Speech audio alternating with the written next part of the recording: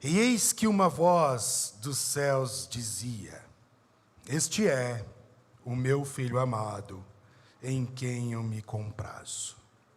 Hoje é um dia que eu diria, um dia minimênico. E por minimênico eu entendo memorável. Eu entendo aquele dia que fica gravado nas nossas mentes, principalmente na mente das pessoas que vão descer as águas batismais, bem como também na família destas pessoas. Então, por esse motivo, eu digo que esse dia é um dia minimênico, é um dia memorável, é um dia que faz parte da nossa memória, ficará registrado em nossa memória. Esse dia é um dia especial, porque é nesse dia que nós iremos testemunhar de forma prática aquilo que Jesus faz. E a primeira pergunta é: o que é que Jesus faz? E o que Jesus faz é mudar vidas, é transformar vidas, é fazer tudo novo. Logo, os irmãos que aqui à minha frente estão, que vão descer as águas batismais, estão dizendo não para o velho homem,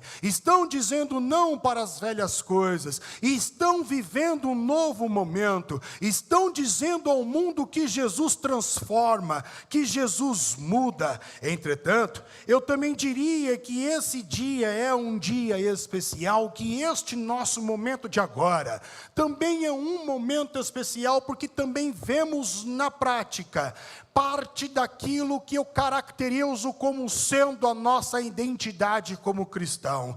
E eu caracterizo que um cristão, ele é amado. Todo o cristão, ele é amado. E ser amado é justamente o que nós iremos vivenciar daqui a pouco.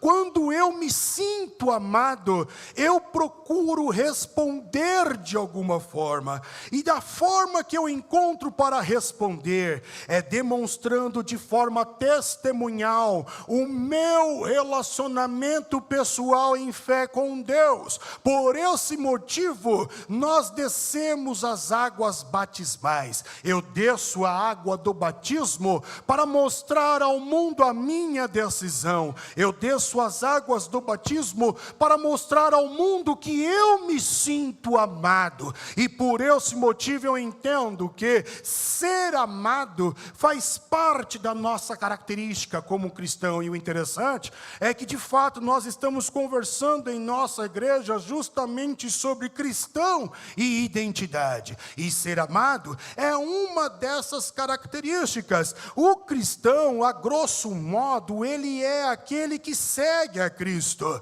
Poderíamos dizer, a grosso modo, quem é o cristão? É aquele que segue a Cristo, é aquele que tenta imitar Cristo, é aquele que tenta falar como Cristo, é aquele que tenta viver como Cristo, é aquele que tem Cristo como sendo o seu Deus. Entretanto, nós temos visto em cada domingo aqui, que o cristão também é aquele que se permite ser moldado por Jesus. Este é o discípulo, e o discípulo de Jesus que se permite ser moldado por ele, é amado. Por isso, cristão e identidade, amor, ser amado. E quando eu falo de identidade, eu estou falando de um conjunto de características que identifica ali um indivíduo ou um grupo. Logo, se é cristão, o cristão ele tem por sinônimo, o cristão tem por marca registrada, ser amado. E quando nós falamos de amor, quando nós falamos de amar, acredito que amar faz parte de um profundo desejo que cada um de nós temos de ser e pertencer. Repito, quando nós filosofamos, falamos, dialogamos, estudamos, lemos, vemos sobre o amor, nós vamos ver que amor também pode ser caracterizado pelo profundo desejo de ser e também o profundo desejo de pertencer. Eu tenho um profundo desejo de ser alguém para outro alguém. bem como eu tenho um profundo desejo de pertencer a um grupo. Este é o significado de igreja. E por que eu preciso ser alguém para outro alguém? E por que eu preciso pertencer a um grupo? Porque é justamente na arte relacional que nós nos completamos. Ninguém é completo sozinho. E o amor, ele vai interligar. O amor, ele vai conectar. Então, por causa do amor, eu preciso ser alguém para este alguém, para que eu o complete e ele me complete. Bem como eu preciso pertencer a um grupo, para que nós possamos ser curados, para que nós possamos ser sarados, para que nós possamos ser edificados. Quando eu falo de amor, quando eu falo de amar, eu estou falando que eu preciso sentir amor, eu preciso viver amor, e eu preciso doar o amor. E por que precisamos vivenciar, doar? Porque nós temos a carência de sermos reconhecidos, de sermos notados. E o verdadeiro amor, ele nota. O verdadeiro amor, ele percebe.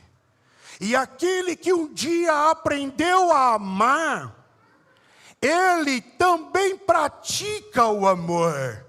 E quando nós olhamos partindo desse pressuposto, aquele que aprendeu a amar, que pratica o amor, eu entendo que o amor, então, ele é uma escola. Todo aquele que um dia foi amado, ele passa a amar. Ele passa a dar amor. A grande pergunta é: eu sou amado, por isso sou cristão, mas sou amado por quem? A resposta é simples. Nós somos amados por Jesus. Jesus que é o nosso tutor, Jesus que é o nosso mestre, Jesus que é o nosso Senhor, Jesus que é o nosso Deus. Entretanto, diria Jesus que é o nosso irmão. Por quem que somos amados? Somos amados pelo Pai do nosso mestre, pelo Pai do nosso tutor. Que quando eu aprendi a ser amado por Jesus e me tornei um com Ele, Ele me fez também filho do seu Pai. Logo, o Pai de Jesus também é o meu Pai. Também é o teu Pai. Então, por quem nós somos amados? Somos amados por Jesus, somos amados pelo Pai de Jesus, a qual também é o nosso Pai. Mas voltando para Mateus, capítulo de número 13, verso de número 17, nós estamos justamente na cena do tanque batismal, na verdade no Rio Jordão.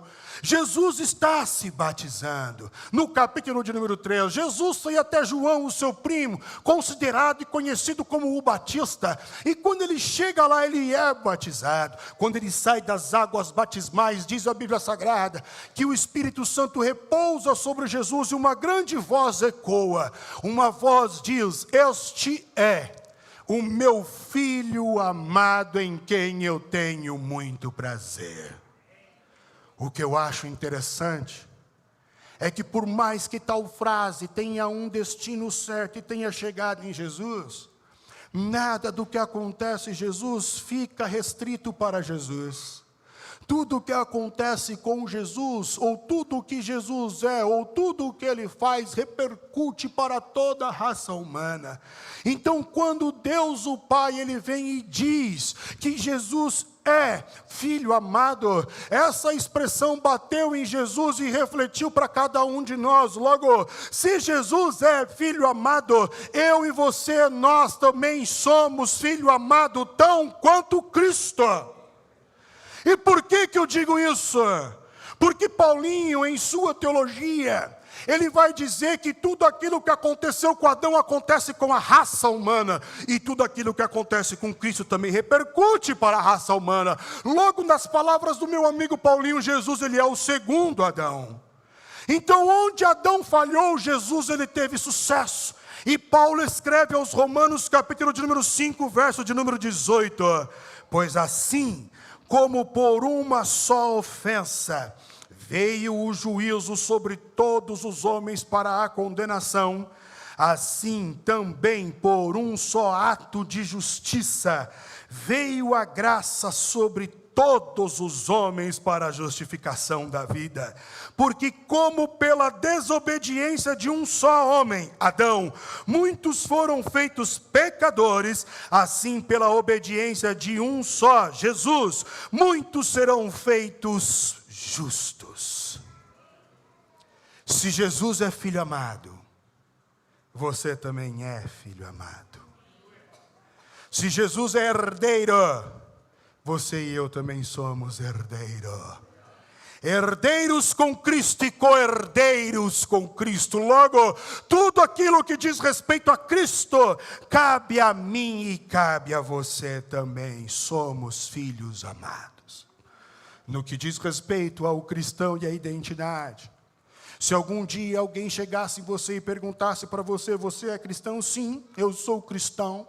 Então me cite pelo menos uma única característica que o identifica como tal, que o identifica como cristão. E tudo aquilo que nós temos conversado nos domingos passados caracteriza o que nós somos como cristão. Entretanto, a principal característica que eu acredito que nos demonstra como cristãos é justamente saber que nós temos um Deus de amor que nos ama de forma incondicional e nos atraiu com um amor eterno. Essa é a essência do Evangelho. O que é a história de Deus com a humanidade, senão uma história de amor? Uma história de amor ousada, onde Deus ele faz de tudo para conquistar o objeto de amor dele, inclusive não poupando o seu próprio filho. Isto é amor. A história do Evangelho é a história de Deus, é a história de amor. Então a voz de Deus ecoa em nossos ouvidos, ou pelo menos deveria ecoar em nossos ouvidos. E que voz? Você é filho amado de Deus. Porém, o mundo em que você e eu nós vivemos, ele é um mundo constituído por vozes. Nós temos vozes ideológicas, vozes sociais, vozes científicas, vozes filosóficas, vozes religiosas, vozes demoníacas, vozes que são contrárias à verdadeira ou que tentam ofuscar a verdadeira voz de Deus que diz: você é filho amado. Em contrapartida a essas vozes que tentam ofuscar, minar essa verdadeira voz de Deus, ela diz que você é um pecador, ela diz que você é um indigno, ela diz que você é cheio de culpa, ela diz que você não tem a capacidade, ela diz que Deus não existe, ela diz que Deus não se importa, ela diz que a igreja não se importa, ela diz que a família não se importa, ela diz que você é um fracassado. E todas essas vozes tentam minar esta verdadeira voz que vai ecoando na eternidade. Você é filho amado de Deus. Você é filho amado de Deus. Quando não são vozes que tentam minar a verdadeira voz de Deus, são situações, provações, privações, calúnias, escárnios que começam a se levantar e tentam ofuscar a beleza da voz eterna de Deus ecoando, mas a voz dele continua ecoando para você, coração amargurado, para você, coração depressivo, para você que não se sente nada, para você que não é enxergado pela sociedade, para você que a família já largou, a voz de Deus continua ecoando no teu coração e para você. Você é filho amado de Deus. E se Deus falou isso, quem sou eu para falar o contrário? O que são as outras vozes para dizer o contrário? Você é filho amado de Deus. Então eu fiquei pensando em como poderia ser esse amor de Deus por cada um de nós ou pela raça humana. E a primeira coisa que me veio à mente é algo que eu já falei inclusive aqui para o bem casado, que o verdadeiro amor ele é visivelmente expresso. Deus, Ele não fica o tempo inteiro falando que nos ama, Ele já falou. Agora Deus não fica aí declarando o tempo inteiro para você que você é queridinho dEle, que você é amado dEle, não. Muito mais do que verbalizado, Deus, Ele demonstra o amor dEle, porque a palavra amar é verbo, e todo verbo é uma ação. Então, muito mais do que verbalizar, Deus, Ele exterioriza o amor dEle. Isso é tão verdade que o amor de Deus não restringe somente a nós, os chamados cristãos, considerados lavados, considerados remidos, considerados santos, mas o amor de Deus não se restringe somente a nós, mas toda a raça humana. É o que Jesus, Ele tenta colocar na cabeça dos judeus. E Mateus escreve, no capítulo de número 5, e verso de número 45, Jesus assim diz, referindo-se ao seu Pai: Ele faz com que o sol se levante sobre maus e sobre bons, e a chuva desça sobre justos e injustos. Isso é amor. O que é amor? Amor é querer o bem. E Deus ama a todos, Deus quer o bem. Ele faz descer a chuva sobre justos e injustos, os que estão aqui lavados e remidos, mas também aqueles que ainda não são. Isso é amor. Não confunda amor com gostar. Amor é querer o bem. Gostar é querer perto. Eu repito, nós temos que amar a todos. Logo devemos desejar o bem a todos, querer o melhor para todos. Isso é amor. Agora, querer perto é gostar. De quem a gente gosta, a gente passa tempo junto. É diferente de amor. O amor, eu quero o bem, eu desejo o bem, e Deus deseja bem para todos. Entretanto, Deus quer que todos estejam perto, mas nem todos querem estar perto, porque não gostam de Deus. Amar é querer o bem, e gostar é querer estar perto. Eu posso te amar, mas possa ser que você não seja gostável, e nem eu seja gostável, então nós não vamos nos unir. Mas isso não significa que eu não vou desejar o bem para você, ou vou deixar de orar por você. Eu quero o teu bem, isso é amor. E quando é que nós conseguimos enxergar visivelmente expresso o amor desse Deus nas nossas trivialidades, nas nossas rotinas? Existem momentos em nossa vida que é um caos, existem momentos na nossa vida caóticos, difíceis de passar, e esses momentos chegam a colocar na nossa cabeça que sim, parece que Deus não está conosco, ou que não vamos chegar do outro lado, mas há um determinado momento em que você percebe que passou.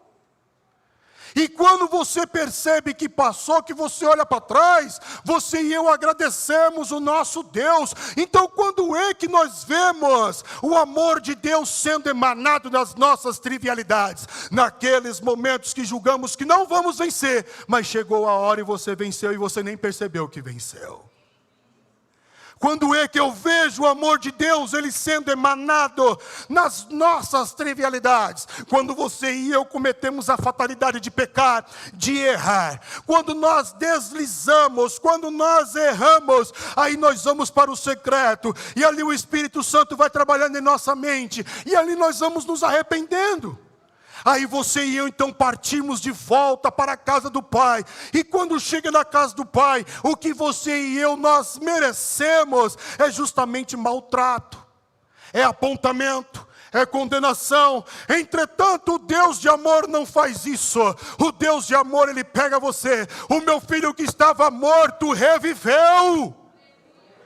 Deus de amor, Ele troca as alparcas, Ele troca as vestes, Ele lava com sangue, Ele manda embora as manchas do pecado, Ele nos purifica de todo o pecado, e Ele vem e diz: vem, filho amado, vamos matar o melhor cordeiro para poder festejar. Ele coloca o anel em nosso dedo e nos dá autoridade. E diz para você: continua o teu caminho. Continua o teu caminho, apacenta os meus cordeiros, apacenta as minhas ovelhas. Continua, não mudou nada entre nós. Levanta a cabeça, perdão para você se arrependeu, então continua. Esse é o Deus de amor. Quando é que nós vemos o amor de Deus? Quando nós estamos no emaranhado da dúvida, no oceano da indagação, e as coisas parecem que não estão se conectando, as coisas parecem que não estão se encaixando, e de repente Deus, Ele dá um insight, Ele dá uma luz. Você percebe algo que parecia ser óbvio, mas justamente pelo fato de ser óbvio, você não conseguia enxergar porque é muito óbvio. E do mesmo jeito que o difícil é difícil de enxergar por ser difícil, o óbvio por ser óbvio também é difícil de enxergar por ser óbvio porque é óbvio. E aí você e eu, nós não conseguimos enxergar. Então Deus, Ele meio que desmistifica, Ele desembaraça aquele nó e você consegue perceber e você agradece. Obrigado, Espírito Santo. É o amor de Deus emanando de forma expressa. Quando é que nós vemos o amor de Deus emanando de forma expressa em nossas trivialidades? Quando nós vemos para um lugar como esse, e todas as vezes que nós viemos para um lugar como esse Deus de amor, Ele tem um manancial de água viva para nos ensinar. Ele nos ensina, Ele nos exorta, Ele nos corrige. Ele nos ama através da correção e Ele vai apontando a direção. Você errou aqui, agora segue isso aqui, começa indo para lá, faz de novo, erga a cabeça, planeja, volta. É Deus amando e demonstrando o seu amor. Como é que é este amor de Deus? E a segunda característica que eu percebo é que o amor de Deus, além de ser visivelmente expresso, ele também é incondicional. E quando nós falamos de um amor incondicional, estamos falando daquele amor que não impõe uma regra, uma condição para Ele amar. É diferente de mim, como por exemplo, eu cheguei em casa hoje e disse assim para minha esposa: Daniela, eu te amo de verdade e com sinceridade, e eu vou demonstrar o meu amor por você, porque eu comprei este presente para você. Olha, deu muito trabalho esse presente aqui, mas eu comprei para você, e eu vou te dar esse presente. E ela vem toda alegre para pegar o presente, aí eu faço, mas, vírgula, entretanto, todavia, não obstante, eu vou te dar o presente que é a demonstração do meu amor por você, se você fizer isso, ou só depois daquilo, outro. Condição. Engraçado que eu já li a Bíblia algumas vezes, e eu não encontrei um versículo que disse assim: meu povo, eis que te digo que eu vos amarei se religiosamente vocês entregarem os 10% todos os meses. Eu ainda não encontrei esse versículo. Eu ainda não encontrei um versículo que diz assim: meu povo, eu vos amarei quando vocês abandonarem tudo e estiverem 100%. Aí eu viraria para Deus: bem, se eu estou 100%, eu não preciso do Senhor. Se eu estou 100%, eu não preciso do Senhor. Para que o Senhor existe se eu já estou 100%? Então o Deus de mim sou eu mesmo. Eu não vejo Deus dizendo: eu te amarei se você bater o recorde no ano de 2024 e não faltar em nenhum culto de quarta, em nenhum culto de domingo, e ainda por cima ser o primeiro a chegar e o último a sair. Deus não impõe condição. Deus ama. Quem está enganado em relação a nós mesmos somos nós mesmos. Quem é falho, quem acha que vai emagrecer talvez o ano que vem, sabe? Quem acha que vai conseguir vir em todos os... Quem acha que vai ler a Bíblia? Somos nós que nos enganamos. E Deus olha para nós e fala assim: filho, do mesmo jeito que eu falei para Pedro, antes que o galo cantar, alguma coisa de errado tu vai fazer. Você não vai cumprir.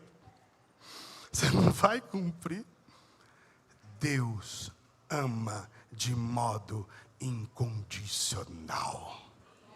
Isso é tão verdade que Paulinho, escrevendo em Romanos 5:8, o meu amigo, irmão e pastor Paulo diz assim: mas Deus prova o seu amor para conosco em que Cristo morreu por nós, não quando éramos 100%, mas Ele morre por nós quando éramos inimigos declarados, quando não queríamos saber dEle, quando escarnecemos Ele, quando nós chamávamos que Deus era um elemento de chacota. É nesse momento que Deus, Ele nos ama, quando nós éramos indignos e pecadores. O amor de Deus não estabelece condição. Paulo ainda continua no verso de número 10, do mesmo capítulo: porque se nós, sendo inimigos, fomos reconciliados com Deus pela morte de seu Filho, muito mais, tendo sido já reconciliados, seremos salvos pela sua vida. Amor incondicional. Isso me faz lembrar de um conto. Um determinado rei invadiu uma terra e anexou aquela terra ao seu império. E levou algumas pessoas daquele reino que ele invadiu, cativo para o seu reino, para o seu império.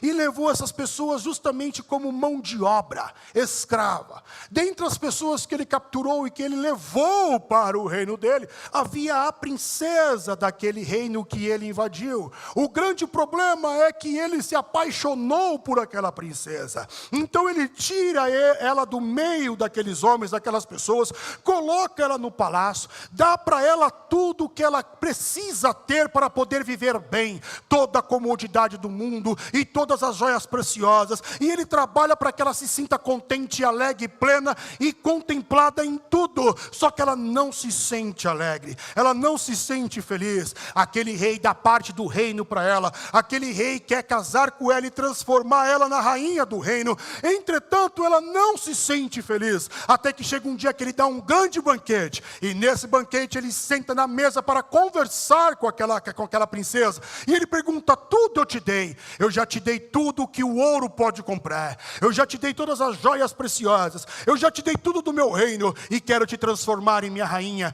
O que é que lhe falta que você ainda não se sente amada? E ela disse: ainda uma coisa me falta.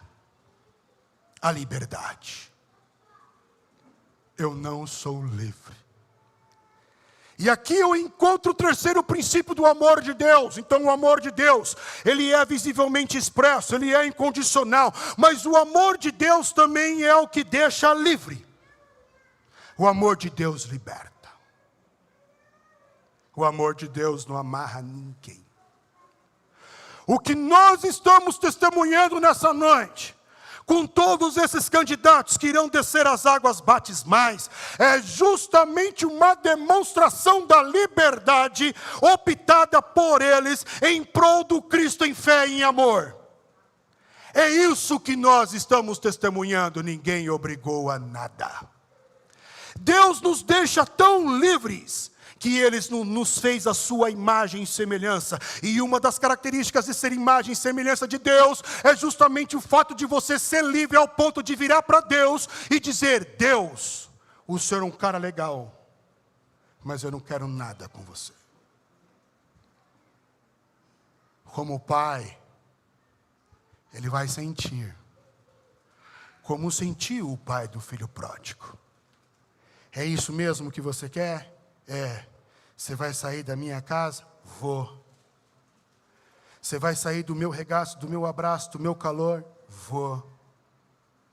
Então eu não tenho o que fazer, filho. Vai em paz.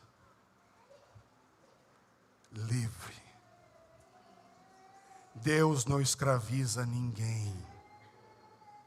Se o evangelho que você aprendeu, viveu ou vive, está escravizando você, não é o evangelho do Cristo. O evangelho do Cristo, o amor de Deus te liberta. Ao ponto de, se você não quiser seguir mais esse caminho, Ele te deixa ir, com dor. Porque amar pressupõe sofrer. Amar é um deserto e seus oceanos, como disse o poeta brasileiro. Sinônimo de amar, disse o outro poeta, é sofrer. Quem ama, sofre. Mesmo deixando ir, sofre. Mas o amor liberta. Não escraviza. E quando eu viro as páginas da Bíblia Sagrada, e eu vou lá para a lei de Moisés, eu percebo que a lei de Moisés não é apenas um conjunto de regras, de dogmas. Eu percebo que ela também fala de amor. Moisés escrevendo no livro de Levíticos, mais especificamente no capítulo 19, no verso de número 17, Moisés assim escreve: não odiarás o teu irmão no teu coração, não deixarás de repreender o teu próximo, e por causa dele não sofrerás pecado. Não te vingarás, nem guardarás ira contra os filhos do teu povo, mas amarás o teu próximo como a ti mesmo. Veja, Moisés, veja, é lei. Então a lei não era apenas um conjunto de regras, ela falava de amor. Ame o teu próximo como a ti mesmo, eu sou o Senhor. Então, se fôssemos pegar o amor e jogar na lei, como é que a lei define amor? Amor é, ame o teu próximo como a ti mesmo. Todo o amor precisa de um modelo. Qual é o modelo para amar na lei? Eu mesmo. Isso é lei. O modelo para eu amar o outro sou eu mesmo, por isso eu amo o outro como eu amo a mim. Mas aparece de repente o Cristo. E o Cristo, quando aparece na novela da vida real, ele vai dizer já em João capítulo de número 13 e verso de número 34, ele diz assim: o meu Cristo, um novo mandamento vos dou. Vocês ouviram na lei isso? Eu vou te passar um novo mandamento. Aí ele diz: que vos ameis uns aos outros. Até aqui tudo bem. A lei dizia a mesma coisa. Como eu vos amei, não como você se ama. É diferente. Como eu vos amei, que também vós, uns aos outros, vos ameis. Jesus muda. Na lei, ame o próximo como a ti mesmo. Na graça, ame o próximo como Cristo te ama. É diferente. E por que Jesus muda? Porque eu sou falho comigo. E se eu sou falho comigo, você acha que eu não vou falhar com você? Não se iluda com isso. Em algum momento eu vou falar alguma coisa que você não vai gostar. Então Jesus muda. Agora vocês irão amar como eu amei vocês. Esse é o princípio da graça. E para finalizar, Jesus ele faz um convite. Em Mateus 5,43, Jesus diz assim: ouvistes o que foi dito, amarás o teu próximo e odiarás o teu inimigo. Eu, porém, vos digo, amai a vossos inimigos e bendizei os que vos maldizem. Fazei bem aos que vos odeiam e orai pelos que vos maltratam e vos perseguem, para que sejais filhos do vosso Pai que estás no céu, porque faz com que o seu sol se levante sobre maus e bons e chuva desça sobre justos e injustos. E no verso 48, então, tem o convite que complementa isso. E ele diz: sede vós perfeitos como é perfeito vosso Pai que estás no céu. E aqui eu aprendo o último princípio. E o último princípio é que o perfeito não é o sem defeito.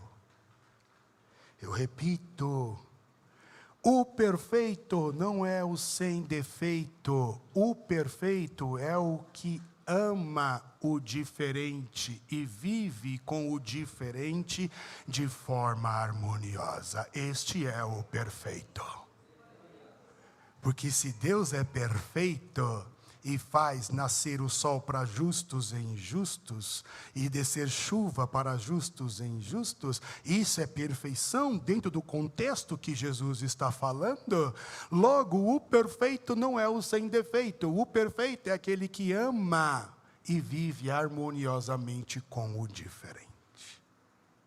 Este é o Evangelho do Cristo. Para vocês que tomaram a melhor decisão da vida, que vocês morram para todo o egoísmo, que vocês morram para todo o individualismo, que vocês morram para todo egocentrismo, e que quando você sair dessas águas, que vocês ressurjam para viver o amor encarnado, que vocês estão sentindo e repartindo aonde Deus vos mandar, que vocês demonstrem o amor. Que Deus abençoe a todos.